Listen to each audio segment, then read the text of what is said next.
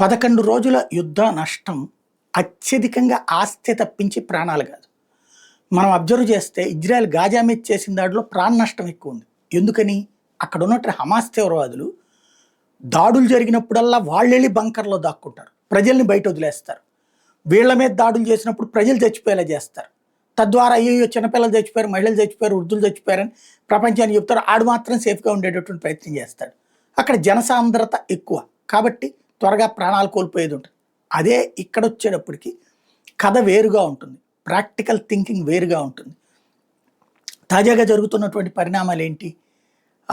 ఎక్కడ ఎప్పుడు ఎలా కొట్టాలో చెప్పి మరీ కాదు, తెలియకుండా కొట్టి పడేస్తున్నటువంటి సిచ్యుయేషన్. దీన్ని ఎలా కంట్రోల్ చేయాలో అర్థం కానటువంటి పరిస్థితుల్లో ఉన్నటువంటి సిచ్యుయేషన్.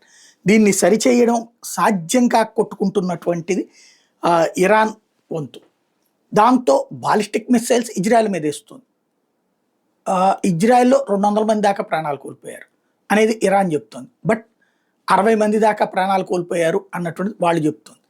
ఓవరాల్గా వివిధ రిపోర్ట్లన్నీ పరిశీలిస్తే 2 దేశాలలో కలిపి 700 మంది వరకు ప్రాణాలు కోల్పోయారు.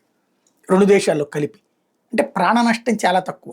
ఆస్తి నష్టం చూస్తే మాత్రం 100 కోట్లు కాదు, 1000 కోట్లలో ఉంది ప్రస్తుతానికి. యుద్ధం ముగిసేటప్పటికి లక్షల కోట్ల నష్టం కావచ్చు.